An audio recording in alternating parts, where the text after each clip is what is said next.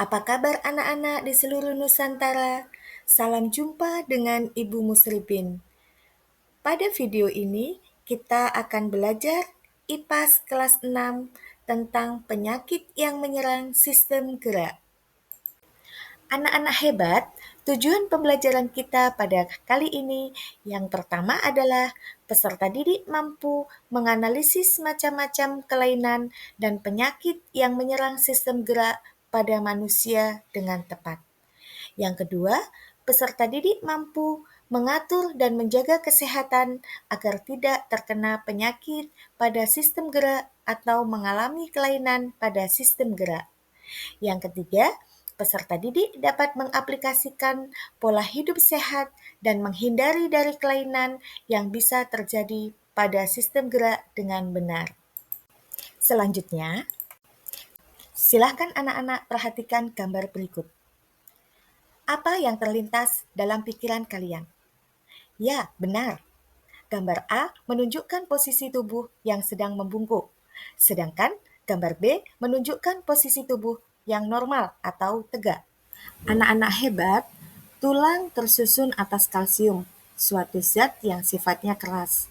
Sifat keras tersebut membuat tubuh memiliki bentuk yang kokoh. Tulang membuat kita dapat berdiri tegak, menggenggam pensil, menopang tubuh saat duduk, dan melakukan berbagai aktivitas lainnya. Meskipun tulang pada dasarnya kuat, bukan berarti tulang tidak dapat rusak. Begitu pula dengan otot dan sistem saraf di dalam tubuh kita. Semua bisa saja mengalami kerusakan apabila kita tidak dapat menjaga dengan baik anggota tubuh kita. Berikut beberapa contoh penyakit yang dapat menyerang sistem gerak. Gangguan pada sistem gerak bisa memengaruhi pada tulang, otot, dan persendian. Adapun contoh penyakit yang menyerang pada tulang, yaitu osteoporosis, lordosis, skiolosis, dan kifosis. Kemudian, penyakit yang menyerang pada otot, misalnya tetanus dan kram. Selanjutnya, pada persendian, contohnya terkilir atau keseleo. Berikut adalah penjelasannya. Yang pertama, osteoporosis. Osteoporosis adalah kondisi ketika kepadatan tulang berkurang sehingga tulang menjadi keropos dan mudah patah. Osteoporosis jarang menimbulkan gejala dan biasanya baru diketahui ketika penderitanya jatuh atau mengalami cedera yang menyebabkan patah tulang. Penyakit ini disebabkan kurangnya kalsium pada tulang. 2. Lordosis. Lordosis terjadi jika tulang belakang melengkung ke depan sehingga kepala tertarik ke belakang. 3. Skiolosis.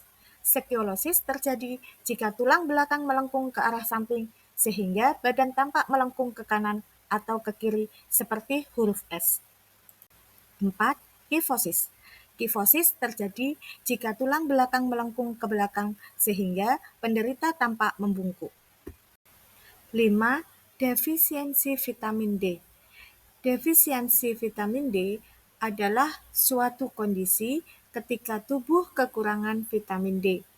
Kondisi ini menyebabkan tubuh lebih mudah mengalami kram dan kelainan otot, nyeri, dan kerapuhan tulang, bahkan dapat menghambat pertumbuhan. Pada beberapa kasus, kekurangan vitamin D dapat menyebabkan tulang kaki menjadi bengkok. Vitamin D bisa didapatkan secara mudah dengan berjemur di bawah sinar matahari. 6. Tetanus. Gangguan yang disebabkan oleh infeksi bakteri Clostridium tetani yang mengakibatkan otot kejang. Kejang otot tersebut diawali dari otot rahang, lalu disusul otot dada dan anggota tubuh lainnya. 7. Kram atau kejang otot. Gangguan otot kejang yang terjadi karena aktivitas otot yang terus-menerus, kekurangan cairan elektrolit, atau tidak melakukan pemanasan sebelum berolahraga. 8. Terkilir atau keseleo. yaitu tertariknya ligamen pada persendian karena gerakan yang dilakukan tiba-tiba atau gerakan yang tidak biasa dilakukan. Anak-anak, penyakit yang sudah Ibu Guru jelaskan tadi dapat kita cegah, yaitu dengan cara menjaga kesehatan sistem gerak. Di antaranya, yang pertama, konsumsi makanan yang kaya nutrisi untuk kesehatan tulang, seperti kalsium. Contohnya, susu sapi, susu kedelai, yogurt, telur, kacang-kacangan, sayuran hijau, sarden, kerang, dan minyak ikan. Kedua, mendapat asupan vitamin D yang cukup dengan cara berjemur di pagi hari selama 20-30 menit serta mengonsumsi salmon, ikan kembung, dan telur. Yang ketiga, olahraga teratur. Keempat, menjaga postur tubuh yang baik seperti tegak, tidak menundukkan leher terlalu lama, dan duduk pada tulang duduk.